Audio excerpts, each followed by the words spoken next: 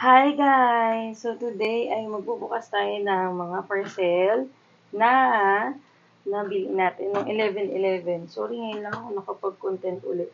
So ito ay 11/11 haul. So start na natin dito sa ating maliit na parcel. Ay, finally, dumating. Ito ay para sa parents ko. Yan. Buti na lang, nakahabol. Para sa kanilang Hawaiian inspired. So, ayan, meron na silang magagamit para sa kanilang party, sa advanced Christmas party nila sa church. So, yan. First parcel natin is Hawaiian lace. Lace ba tawag dito? Basta yun yung nilalagay pagka may mga pa-Hawaiian. So, next naman, ito ay, so, hindi ko rin sure, no, na, dahil nakalimutan ko na. Basta check out. Ito yung sa, ayan, Kalia. Inisa na lang nila yung parcel ko. Dalawa kasi ito eh. May palibre. Ito ay free nila. Sa Kalea. So, magsa-separate video na lang ako sa mga products nila. Ayan. So, no video, no feed, no photo, no return, no refund. Grabe naman yung pagkabulol doon. So, ayan. I-review din natin to. So, wala na. Abang-abang na lang sa mga susunod na video. If gusto nyo at interested kayo dito sa mga Kalea products. Next, hindi ko na maalala kung ano ba ito eh. Ay, ito yung sa bench. Sabi kasi, ayan, wala nang laman. Sabi kasi, may nabasa ako sa Facebook. Mabango daw yung amoy nito. So, itatry natin. Ang ganda ng ano nila. Packaging, grabe. Secured na secured yung parcel mo. Yung product. Wow! Ang ganda! So, ito ay Spring Day by Francine Diaz. So, i-unbox na lang natin to sa Mother Time. So, today, magbubukas lang talaga tayo lahat. Okay? Ay, eto naman. Ito naman yung sa TikTok. So, nagla-live siya. So, ayan. Ano naman to? Yan, shorts. Yan. So, ayan. Ano natin. Kung kasha. So, lalaban pa natin yan. Okay, oh. Ganda ng tela. Pwede na. So, mura ko lang din naman ito nabili. Diba? May tag pa. Yan. So, yun lang. Next. Naku, kumukunti na ang ating mga parcel. Alam niyo, excited ako doon sa pinakahuli kong bubuksan. Medyo malaki-laki siya, kaya nasa baba pa. Naku, ito, nakalimutan ko na kung ano ba to. Ito. Sa mga nagdi-deodorant dyan na gusto yung mild lang. Yan. Ito lang kasi yung yang. At saka, hindi, alam kong hindi katulad ng ibang mga ano. So, ito yung ginagamit ko. Matagal ko na rin ito ginagamit. Parang 2012 pa o 2013. Parang mga ganun. Yan. So, dalawa na yung binili ko. Matagal pa naman yung expiration date. 2026. So, yan. Ayan. New skin. Ay, no. New skin. Pero, ayan. Ayan yung ano. Makikita nyo lang din yan sa TikTok. Parang sa TikTok ko lang din nabili ito eh. Next. Ito, hindi ko naman. Skirt to. Skirt naman to. Diba? Pag nabubuksan ko, saka ko lang naaalala kung ano mga parcel.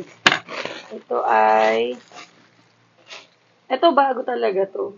Yung kanina kasi, nilalive lang nila. Ayan o. Palda siya na ruffle. May ruffles. Tapos, may short na rin.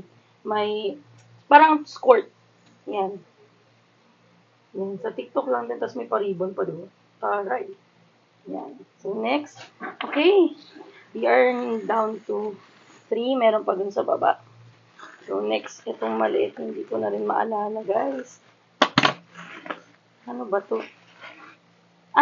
Inner ata to. Tama, inner nga. Yan. Inner sando. So, yun. Plus size kasi ako, guys. So, So, medyo malalaki yung mga damit ko. Huwag kayong magtaka. So, ayan. Inner siya na spaghetti. If ever na may ano pa ako, ipapatong cardigan or whatsoever. Ito uy, in fairness, maganda yung tela niya. Tapos alam ko, parang 90 pesos lang to eh. Dahil may mga discount pa. Tapos ito pala, ito mga advent calendar. Bubuksan ko rin yan. So, antay lang kayo sa mga susunod na content ko. So, natutuwa lang ako. Ito naman, advent calendar naman ng Dali. So, yun. Next, ito na, yung pinaka na-excite ako. Nung dumating to talaga, gusto ko nang buksan. Kaso inantay ko lang talaga na dumating yung iba para sabay-sabay ko silang i-open. Sana maganda to. At sana, mag-work siya. Kasi bala ko magkaroon ng small business. Bubuhayin ko kasi yung page ko. And if you want to know pa yung mga products ko before, yan. Pwede nyo i-follow yung Hearty Craft page. Mahilig talaga ako mag-craft before pa. Sana maganito. Yung talaga yung isa sa mga hilig ko. Bata pa lang ako, mahilig ako sa mga crayons, ganyan, and everything. And I love pink. Hindi naman siguro obvious, no? I have pink mat. Ito is cutting mat. Oh my gosh, ang ganda! Ano, ang ganda. Oh my, excited akong gamitin. Ow, aray ko, sakit ah. Ito yung pang ano, so I think magkakaroon na kayo na idea into crafting kayo. Alam niyo na kung ano yung ginagamitan niyan. Pero yung pinakahuling parcel na bubuksan ko, yun talaga yung pinakamalaki kong purchase for this year. I think, sa Shopee. Ayan, so ayan. Complete set na siya. Meron ng pangkuha. Nagkaroon pa ako ng ano. Natusok kasi ako nitong weeding tulis eh. Natanggal na siya sa pinakakapagkakabit niya. So, yan. So, next time, ipapakita ko naman sa inyo. Ito naman yung cutting tool. Ay, cutting mat, I'm sorry. Bigat. Sana self-healing din siya talaga. So, yan. Meron akong cutting mat. Ang size naman nito is 3A. Yan. Comment lang kayo if you want to know kung saan ko pinagbibili to. I-comment ko sa inyo yung mga pinagbilan kong shop. Grabe. Dumugo na nga po. And ito na. Yung pinaka-antay-antay ko. So, ibababa ko muna tong weeding tool ko. Medyo malaki kasi ito, guys. Ayan. Yeah. So, diba? Medyo malaki siya and I hope in good condition yung product. Yung machine, I mean. So, ito na. Sobrang excited na ako. Alam nyo, matagal ko na talaga tong gusto. Siguro 2 to 3 years ago pa. Kasi mahilig na ako mag-personalize ng gamit. Nagkaroon din ako ng leather business dati na personalize. Kaso dahil nga hindi ako magkaroon ng time, ayun, natigil.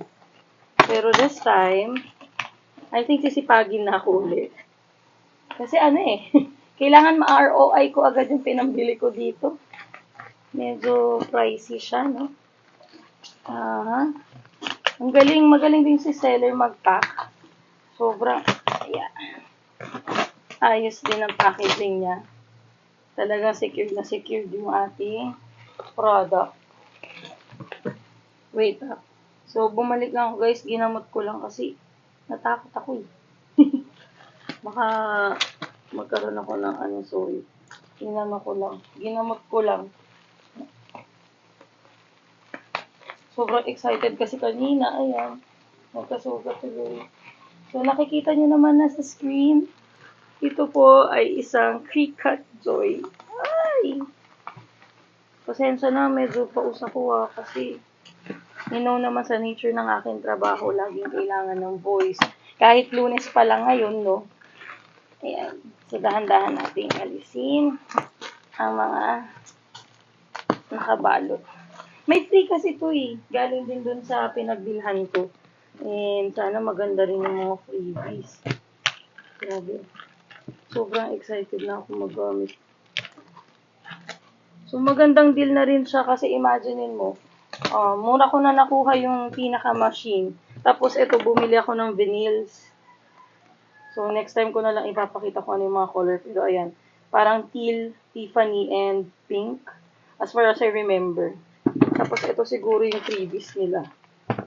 Maliit lang siguro. To kasi parang pang trial and error pa lang.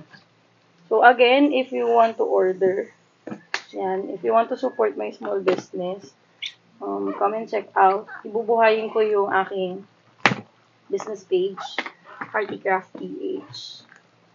So, it would be nice kung, yun, i-follow nyo and i-like nyo yung page. Grabe. Ay, ito. Okay, okay. So, ito yung kanyang mga freebies.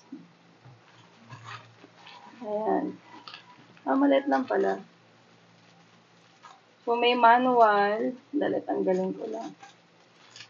So, ipapakita ko na lang itong mga freebies pagka nag-start na tayong i-unbox tong Kikot Joy sa sarili niyang unboxing. I mean, trial and error stage. So, isasama ko kayo sa journey ko. And I hope sundan nyo rin yung journey ko as I craft.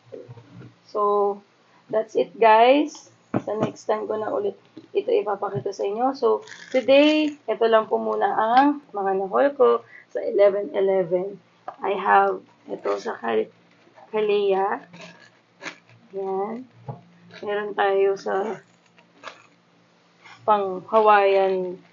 Yan. Tapos, meron din tayong bench. Meron tayong deodorant. Meron tayong Kikat na cutting mat. I mean, for cutting mat. Itong cutting mat. And then, mga tools for Kikat Joy. So, that's it, guys. So, follow my YouTube page for the next videos pa if you want to know more pa dun sa mga nabili ko ngayon. So, that's it, guys. Thank you for watching. See you on our next video. Bye!